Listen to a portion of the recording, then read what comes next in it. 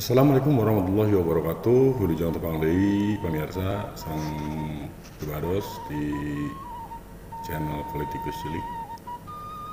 Anu dina waktu ayeuna masih ngabahas babad Tatar Sunda dina episode Sasakala Indramayu. Sadayana anu tacan subscribe kantun mencet subscribe wae gratis minangka ngarojong kanggo ngawangun channel ieu lamun sae kapayuna. Supados teu nyangklong kana waktos mangga urang ngawitan babad Tatar Sunda dina episode Sasakala Indramayu.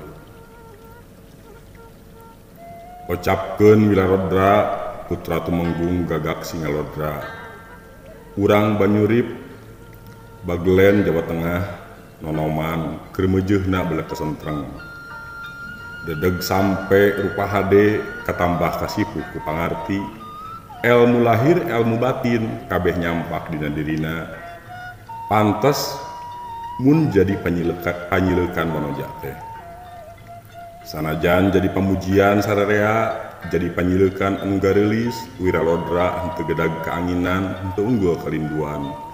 Tetap manteng karena cita-citana nyaeta hayang ngadegkeun nagara, hayang boga nagara sorangan, lain nagara pamere kanu sejen. Sumawona tuturunan ti bapana mah. Pikeun ngahontal cita-citana, Wilarodra ngalaksanakeun tapabrata di hiji tempat anu ngaran Malaya. Anu pernahna ditutugan Gunung Sumbing. Wiralodra sidakep siduku tunggal ngaheneng ngaraga meneng ngeledak kanu maha kawasa sangkan dipaparin pituduh. Ku keyeng jeung cengengna tapabrata akhirna Wiralodra menang wangsit. Beusina Wiralodra kudu neangan walungan anu ngaranna Walungan Cimanuk. Di dinya taneuhna subur tur makmur eta tempat hade keur pinagaraeun sarta 7 turunan Wiralodra bakal ngaheuyeuk nagara di dinya. Nitih wanci nu mustari ninggang mangsa nu utama.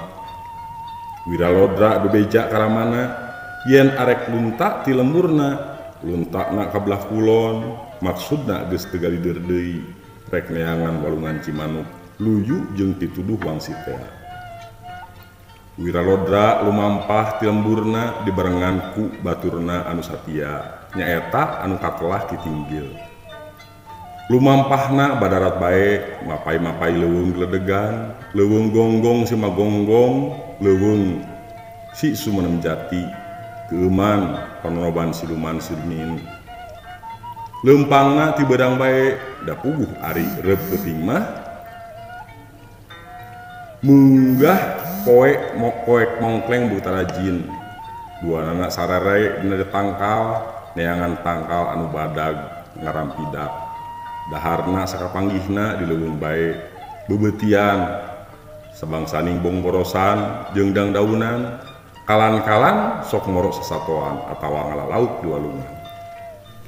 Di satengahin lalampahan di hiji pasir anu jauh kamana-kamani Wilarodra tepung jeung hiji aki-aki. Aki-aki kundang iteuk di tengah leuweung geus tangtung lain aki-aki samanea. Eta aki-aki ngakukeun ngaran Kisidum. Kisidum nanya tujuanana ka Wiralodra. Barabat atuh Wilarodra nyaritakeun pamaksudanana pangnalunta ti nagarana. Kisidum ngagibegkeun awakna jangelek jadi Kiai Malikwarna, kiai anu kamasur luhung elmuna kawentar weruh sadurung winarah. Wiralodra kadua kitinggil enggal bae sungkem ka Kiai Malikwarna. Sungkem tandaning hormat jeung ajrih. Okna Kiai Malik sasauran. Lamun maneh duaan engke geus aya di wewengkon cupu nagara heug papanggih jeung hiji sato. Mangrup pakidang anu panonna berlian kumaneh kudu dituturkeun. Engke di mana eta ngaleungit mangka di dinya ayana Walungan Citarum. Kitu ceuk Kiai Malik sasauran. Wiralodra menang rupa-rupa pituah ti Kiai Malik Warna anu linuhung. Eta pituah kacida dies pokkeunana Wiralodra. Tidinya Wiralodra jeung Kitinggil amitan arek neruskeun deui lalampahanana neangan Walungan Citarum anu cenah henteu jauh ti Cupunagara. Cara nu geus-geus Wiralodra jeung Kitinggil kudu asruk-asrukan mileuweungan di satengahin perjalanan keur nikreuh mapai sampalan anu gaur teh maung lodaya ngagaur bari ngagajleng ka hareupeun Wiralodra jeung Kitinggil. Rek lumpat taya geusan pikeun lumpat komo deui maung teh geus ngedepong ngan karisa jeleng-jelengeun ngrekeb Wiralodra. Ningali galagat kitu mah Wiralodra oge pasang kuda-kuda tatan-tatan mapag panarajang Sibelang. Waktu mau ngarontok ka Wiralodra digiwarkeun bari dipeupuh huluna maung gugurentelan bari ngagaur tarik maung ngagurinjal hudang deui. Wiralodra terus nyabut pakarang anu mangrupa cakra, pakarang anu jadi andelanana. Waktu mau ngarontok deui ayeuna mah henteu digiwarkeun tapi dipapag ku paneunggeu cakra. Neungeul pisan kana huluna, hulu maung pika bencar, kokosehan, terus paeh sapadharita. Sanggeus ngareureukkeun cape, Wiralodra jeung Kitinggil mangkat neruskeun deui lalampahanana. Mapai-mapai lengkob di antara dua pasir.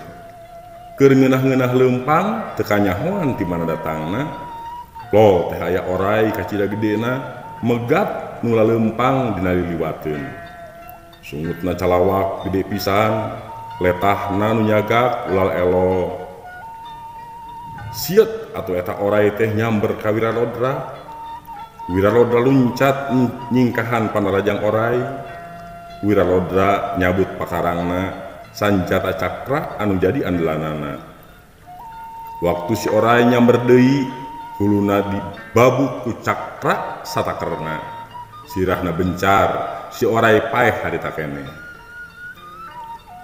Teu lila aya kajadian anu aneh deui. Jelema anu geulis jadi bangke teh leungit tanpa ilang tanpa karana. Jangelek bae jadi walungan, caina cinembrang herang, Wiralodra jeung Kitinggil ngan ukur bisa olohok mata simeuteun, mireungeuh eta kajadian. Sanggeus leungit kagetna, Wiralodra sadar, anu di sanghareupan, oray anu rek heuleuy ka manehna lain oray samanea, tapi oray kajajaden.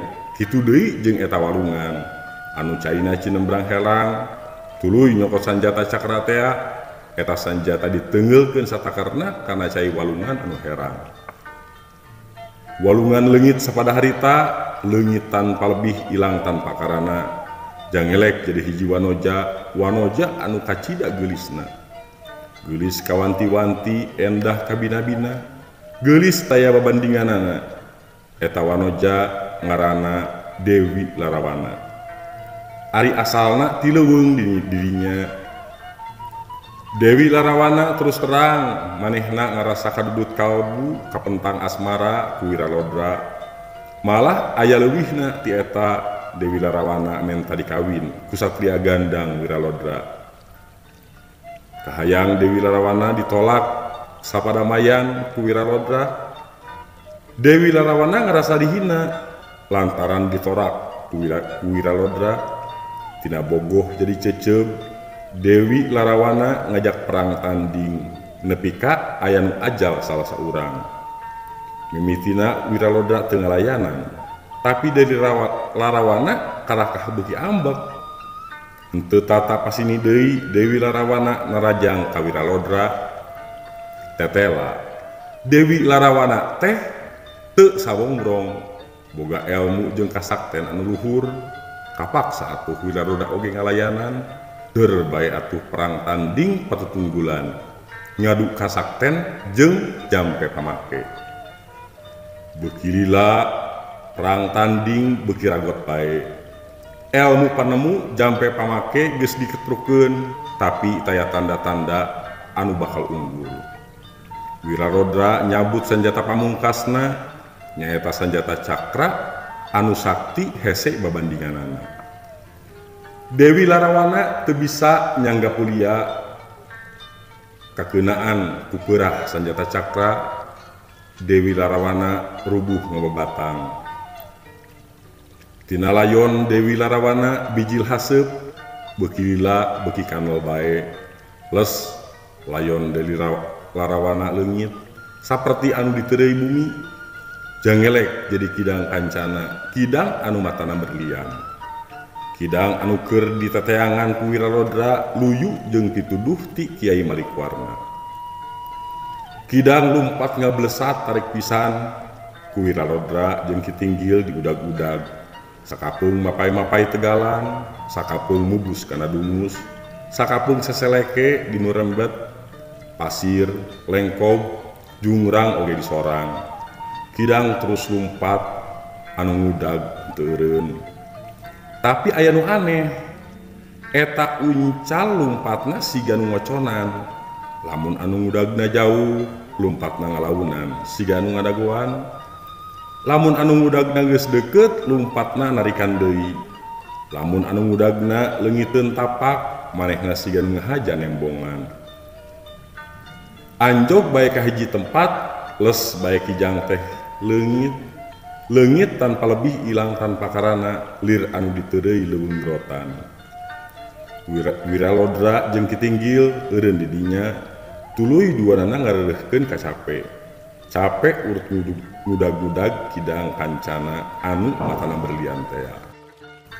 Tetela teu jauh ti dinya aya walungan anu caina ngaguridag geus moal salah deui. Eta teh walungan Cimanuk anu keur diteteangan kuduaan ku Wiralodra jeung Kitinggil. Tempat anu aya di eta walungan, tempat anu harenaker keur pinagaraeun.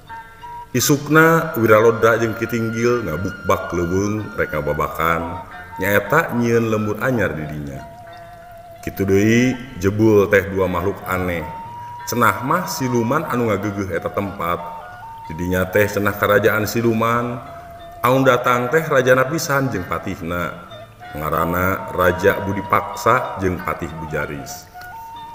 Eta dua siluman teu narima nagarana diburak-bari ku Wiralodra. Ger bae atuh perang tanding. Wiralodra ngalawan Raja Budi Paksa. Ari Kitinggil ngayonan Patih Bujaris, perang na kacidaragotna kawantu pada sakti pada gagah rongkah. Tapi akhirna mah raja jeung patih siluman teh bisa dielehkeun ku Wiralodra jeung Kitinggil, malah janji ulun ku maula ka Wirarodra. Raja patih katut sakumna rahayat siluman terus bae ngabantuan ngabukbak leuweung nyieun lembur anyar di sisi Citarum. Ari karajaan siluman harita keneh oge dipindahkeun ti dinya kabeh ka Lebah Girang. Beuki lila lembur anyar teh beuki ngalegaan bae di sapanjang Cimanuk. Rahayatna oge beuki ngalobaan deui. Jalma datang ti mana ti meuni ngadon bumen-bumen di Cimanuk. Wiralodra diangkat jadi pamimpinna, Ari Kitinggil minangka papatihna, babarengan ngaheuyeuk dayeuh ngolah nagara anu anyar diadegkeun. Kitinggil miboga pancen anu utama nyaeta ngawangun Cimanuk nepi ka jadi nagara anu raharja. Tapi Kitinggil henteu gawe sesoranganan. Manehna oge boga sawatara kapatengan nyaeta Surantaka, Banyuntaka jeung Puspahita. Bari dibantuan ku sakumna rahayat, Kitinggil katut kapatenganana terus ngamekarkeun jeung ngawangun Cimanuk. Pangwangunan Cimanuk beuki ngaronjat sabada meunang bantuan ti Semah anu ngaranna Endang Darma. Hiji wanoja anu rupana geulis meh taya bandinganana. Salian ti geulis kawanti-wanti, wewesena oge pilih tanding deui. Rupaning gangguan ti pihak sejen bisa diperuhkeun ku Endang Darma. Endang Darma kawilang gede jasana dina ngamajukeun daerah anu dicangking ku Wiralodra. Wawanen jeung wawasena estu lain unghak-unghakeun jalma biasa. Endang Dharma bumen-bumen di Cimanuk sorangan bae da masih keneh lelagasan.